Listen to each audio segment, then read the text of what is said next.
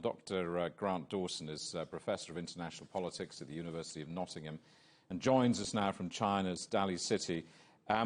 Professor Dawson, give us some context for today. What do you make of what you've heard so far? Well, thank you, Jamie, for having me on the show.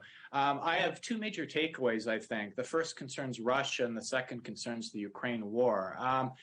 One of the most dramatic things that's been happening has been the West's attempts to isolate Russia and deny or damage Russia's prestige in the world, which is something that's very important to Mr. Putin in the international community, as Russia likes to see itself as a great power. Prestige is a prized quality that can only be voluntarily conferred on an actor by others. And the BRICS summit, by including Mr. Putin, is thus extending and renewing Russia's social approval and recognition as a great power, suggesting that its great power status remains and should be respected. And I think that's really, really important for Mr. Putin and for Russia. The second big takeaway concerns the Ukraine war.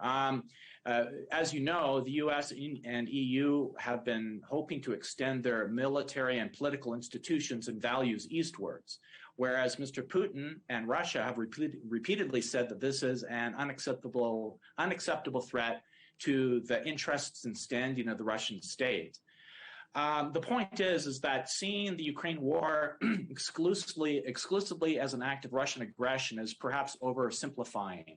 And the many states in Africa and Asia, including the BRICS states, have avoided the U.S. sanctions efforts and have been circumspect in condemning Russia for this reason. So I think Russia's involvement in the BRICS summit reflects this broader political truth that an alternative understanding to the Ukraine invasion exists. How important is BRICS to Russia, particularly in coming months, given that so much of the West is turning its back on Moscow?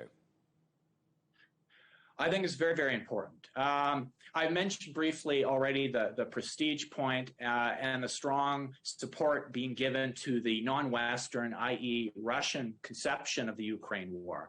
But it's also worth noting that groupings like the BRICS and especially an expanded BRICS, which is being discussed, have a major role to play in global politics and trade and world order moving forward. Despite the U.S.-led the West's dramatic efforts to isolate Russia, this role, by the virtue of its inclusion in the virtual summit of the BRICS, plainly still exists for Russia and is being kept open for Russia to participate.